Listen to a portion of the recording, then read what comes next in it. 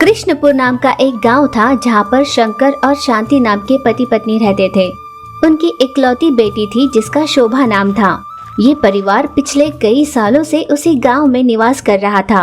शंकर मुर्गी के अंडों का व्यापार करता था, पर शंकर का बर्ताव पिछले कुछ दिनों में बदल गया था।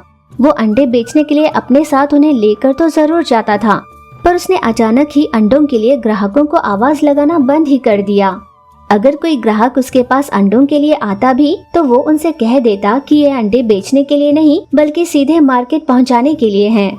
ये कई दिनों तक यूं ही चलता रहा। काम निपटाकर शंकर घर भी बड़ी देर से आ रहा था। सुनिए जी, पिछले कुछ दिनों से देख रही हूँ आप घर पर जल्दी आते नहीं हो। जब व्यापार अच्छे से चलता था तब भी आप जल्दी आया करते थे। अब जब व्यापार अच्छे से नहीं चल रहा फिर भी आपको इतनी देर हो जाती है। बताइए ना, इतनी देर क्यों हो रही है? रात के किसी भी समय लौट कर आते हो, बताइए ना। अरे ओ भगवान, मैं पति हूँ तुम्हारा और तुम्हें हक नहीं मुझे इतने सवाल करने का। मैं जो भी करूँ जैसे भी करूँ तुम्हें चुप रहना होगा। यूँ जब उसने गुस्से से कहा तो पत्नी शांति को बहुत बुरा लगा। अपने पिता को इतने गुस्से में देखकर शोभा बहुत डर गई और वो रोने लगी। माँ ने उसे अपने पास लिया और सहलाकर सुला दिया। एक दिन सुबह के समय किसी ने उनका दरवाजा खटखटाया। कौन? शांति ने दरवाजा खोलकर देखा तो सामने पुलिस खड़ी थी। पुलिस सीधे उनके घर के अंदर आए। उठो शंकर, चलो हमारे साथ। पर सर, आप मुझे क्यों ले जा रहे हो? अच्छा, सोने के अंडों की तस्करी कर रहे हो और पूछ रहे हो कि क्यों ले जा रहा हूँ? तुम्हारा गिरोह पकड़ा गया है। पुलिस से ये जानकर शांति बहुत डर गई। नहीं नहीं, आपको गलतफहमी हुई होगी। मेरे पति ऐसा नहीं कर सकते, वो बहुत अच्छे हैं। सारे शातिर दिमाग वाले चेहरे से मासूम ही दिखते हैं। आप हमें हमारा काम करने दीजिए। शंकर को थाने ले गई। सख्ती से पूछताछ करने पर शंकर ने अपना गुनाह कबूल कर लिया, जिससे उसे जेल की सजा हो गई। शांति अपनी बेटी को लेकर पुलिस स्टेशन पहुंची। मैंने कभी नहीं सोचा था कि आप ऐसा करोगे। आपने मेरी कभी नहीं सुनी और अब हम दोनों को आपने अकेला कर दिया।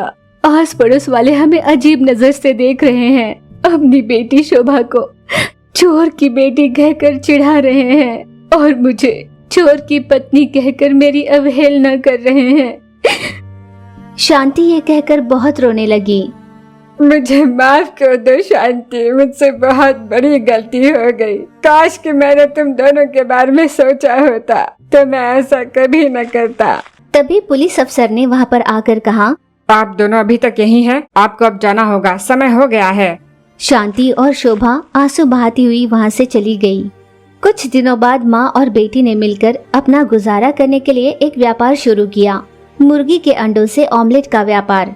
शुरुआती कुछ दिनों में उनके ठेले पर कोई भी नहीं आता था, क्योंकि हर कोई उन्हें चोर का परिवार कहकर उनका बहुत अपमान किया करता। तुम चिंता मत करो माँ, बाबूजी बहुत अच्छे हैं। एक बार जब बाबूजी जेल से छूटकर आएंगे ना माँ, तो ये सब बाबूजी से बहुत अच्छे से बात करेंगे। यूँ शोभा ने अपनी माँ को ही दिलासा देने की कोशिश की तो शांति को रोना आ रहा था। बेटी को गले से लगाया। तभी उनके ठेले पर एक आदमी आया। वो पड़ोस गांव से आया हुआ था। बहन जी, एक प्लेट ऑमलेट दीजिए। शांति ने उसे एक प्लेट ऑमलेट बना कर दी। उसने ऑमलेट खाई। अरे वाह, इसका स्वाद तो बहुत बढ़िया है। ऐसे स्वाद वाला ऑमलेट मैंने पहले कभी नहीं खाया। यूँ जब उस आदमी ने कहा, उस गांव के एक आदमी ने सुन लिया। अच्छा, तो क्या है सच में इतना बढ़िया है? वो आदमी शांति के ठेले पर गया। बेटा शांति, तुमने जो उस आदमी को बनाकर दिया है वो मुझे भी देना। शांति ने उसे भी एक प्लेट ऑमलेट बना कर दी। अरे वाह, सच में ये तो बहुत ही स्वादिष्ट है। जिन गांव वालों ने उस आदमी को ठेले पर ऑमलेट खाते देखा, वे सभी उसे डांटने लगे, पर उससे ऑमलेट की तारीफ सुनने के बाद सभी एक एक कर शांति के यहाँ ऑमलेट चखने लगे। यूं ही कुछ दिन बीते। शांति और शोभा का ऑमलेट का व्यापार बहुत अच्छे से चलने लगा। जो शंकर की पहले बुराई करते थे, अब वही सब। हो सकता है शंकर बेचारा गरीब था, इसलिए उसे ये कदम उठाना पड़ गया। बेचारे ने सोचा होगा कि थोड़ी कमाई हो जाएगी घर के लिए। अचानक से गांव वालों की सोच ही बदल गई। शांति उन बातों को सुनती पर हल्के से मुस्कुराकर उसे भूल जाती थी। पूरे 1 साल तक शंकर को जेल में रखा गया, पर उसका बर्ताव अच्छा था, इसलिए पुलिस ने उसे रिहा कर दिया। शंकर अपने घर वापस लौटा। शांति और शोभा बहुत खुश हो गई। ऑमलेट के व्यापार के बारे में पता चला और उसने भी वही व्यापार शुरू किया। अब शंकर का परिवार खुशहाली से जीने लगा। भीमपुर नाम के गांव में शांति नाम की एक औरत अपनी बेटी बेबी के साथ रहा करती थी। शांति हर दिन अपनी बेटी को स्कूल ले जाने के लिए तैयार करती और उसे स्कूल छोड़ने जाते हुए रास्ते में एक भिखारी को भीख देकर फिर आगे बढ़ती। और शाम में जब वो बेबी को स्कूल से वापस ले आने जाती तब भी वही काम करती। एक दिन शाम में बेबी ने अपनी माँ से पूछा, माँ, उस पागल को तो हर कोई डांटते हैं, उसे खुद से दूर रखते हैं, और तुम हो कि हर रोज उसे खाना देती हो, ऐसा क्यों माँ? बेटा, दरअसल उस आदमी के पागल होने के पीछे मेरा ही हाथ है। मेरी एक गलती की वजह से एक की पूरी जिंदगी बर्बाद हो गई और आजीवन मुझे पछतावे में छोड़ दिया। बेबी चौंक उठी। माँ, तुमने ऐसा क्या कर दिया? बेटा, बचपन में मैं भी बिल्कुल तुम्हारी तरह थी। वो जो पागल है ना, गोपाल, हम दोनों एक ही कक्षा में पढ़ते थे। दोनों पढ़ाई में एक दूसरे से आगे बढ़ने की कोशिश करते थे। बहुत अच्छी दोस्ती थी हम दोनों में। फिर एक दिन स्कूल से हमें आधे दिन की छुट्टी मिली। हम दोनों साथ में यूं ही चल रहे थे। शांति, हम दोनों हमेशा पढ़ाई में अव्वल आते हैं ना, तो सुना है हम दोनों को इस साल इनाम देने वाले हैं। हाँ हाँ गोपी, मुझे प्रिंसिपल सर ने बताया। वैसे बहुत समय से मेरी एक इच्छा है गोपाल, क्या तुम उसे पूरा करोगे? हाँ, क्यों नहीं, बताओ ना क्या है। वो आम का बगीचा है ना, मुझे पिछले कई दिनों से वहाँ से आम तोड़कर खाने का मन है, पर मैं पेड़ पर चढ़ नहीं सकती। और वैसे इस समय पहरेदारी करने के लिए वहाँ कोई होता भी नहीं है। क्या तुम मेरे लिए एक आम तोड़ कर लाओगे? पर शांति, चोरी करना तो गलत है ना। बगीचे वाले मुझे अच्छे से जानते हैं। मैं मांगूंगा तो वो मुझे यूं ही आम दे देंगे। नहीं नहीं, मुझे कम से कम एक बार चोरी कर आम खाने का मन है गोपाल। गोपाल चोरी करने के लिए मान गया। फिर हम दोनों बगीचे में चले गए। वो बड़ी मुश्किल से पेड़ पर चढ़ गया और फल तोड़कर नीचे फेंक रहा था, जिसे मैं इकट्ठा कर रही थी। अब बस करते हैं, अगर यहाँ कोई आ गया तो बहुत मार पड़ेगी। अरे अरे, यहाँ तो माली आ गया। बस मैंने एक बार वो शब्द क्या कह दिया, गोपाल घबराकर पेड़ से उतरने की कोशिश में पैर फिसलने से नीचे गिर पड़ा और मैं जोर जोर से हंसने लगी। गोपाल, मैं तो मजाक कर रही थी।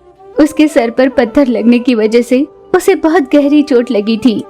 गोपाल, गोपाल आंखें खोलो, गोपाल आंखें खोलो। पर गोपाल ने आंखें नहीं खोली। मैं बहुत डर गई थी और वहाँ से भाग निकली। गोपाल को कुछ हो न जाए, ये सोचकर मैं उसके घर गई और उन्हें बता दिया कि गोपाल आम के बगीचे में गया है। घर वाले उस पर गुस्सा होकर उसे मारने के लिए गए, पर वहाँ उसकी वैसी हालत देखकर वे सभी तुरंत उसे अस्पताल ले गए। तब डॉक्टरों ने बताया कि गोपाल ने अपनी याददाश्त खो दी है। गोपाल के उज्जवल भविष्य को मैंने ही बर्बाद कर दिया। मेरी वजह से वो पागल हो गया, सड़क पर आ गया, सब मेरी वजह से। कुछ ही दिनों बाद उसके माता पिता भी चल बसे। वो अकेले ही जो भी मिला वो खाकर जी रहा है। इसलिए मैं हर रोज उसे खाना दिया करती थी। मैंने जो गलती की है उसकी भरपाई मैं इस जिंदगी में तो पूरा नहीं कर सकती। इसी गांव के रहने वाले तुम्हारे पिता से मैंने शादी की और यहीं रहने लगी, ताकि मैं यहीं रहकर गोपाल को 2 समय की रोटी दे पाऊं। पर किया हुआ पाप खाली नहीं जाता बेटा। जब तुम मेरी कोख में थी, एक बीमारी की वजह से तुम्हारे पिताजी चल बसे। गोपाल के पूरे परिवार के साथ मैंने जो किया, भगवान ने उसी की मुझे सजा दी। ये सोचकर शांति बहुत रो रही थी। माँ, हम गोपाल अंकल को बाहर नहीं रहने देंगे, अपने साथ ही रखेंगे। हम ही उनका ध्यान रखेंगे माँ। शोभा की बात पर शांति सोचने लगी। माँ, तुम क्या सोच रही हो? यही ना कि गांव वाले बातें करेंगे। माँ, लोगों का तो काम ही है कहना, वो तो कहेंगे ही। हाँ, गोपाल अंकल धूप में सूखकर, बारिश में भीगकर, देखो ना उनकी हालत कैसी हो गई है, तो उन्हें ठीक से रखने की जिम्मेदारी हमारी है ना माँ। शोभा की बात सुन शांति ने एक पल भी गंवाना सही नहीं समझा। वे दोनों तुरंत गोपाल को अपने घर लाने के लिए निकल पड़े। उसने गोपाल का हाथ पकड़ा। गोपाल, चलो मेरे साथ। शांति उसे अपने घर ले गई। शांति ने उसे अच्छे से नहलाकर साफ सुथरे कपड़े पहनाए। शोभा उससे बहुत सारी बातें करती जिससे वो घर से बाहर जाता ही नहीं था। जो गलती उससे हुई थी उसे सुधारने के लिए शांति जो कोशिशें कर रही थी वो सही मायने में नेकी थी। और इस कहानी से हम ये भी समझ पाए कि खेल कूद और मस्ती में कभी कभी हम ऐसी गलती कर देते हैं जो किसी के जिंदगी भर के लिए उनका अभिशाप बन जाता है। हमें जीवन के मजे जरूर लेने चाहिए, पर हमें उससे जुड़ी सावधानियों का भी ध्यान रखना चाहिए।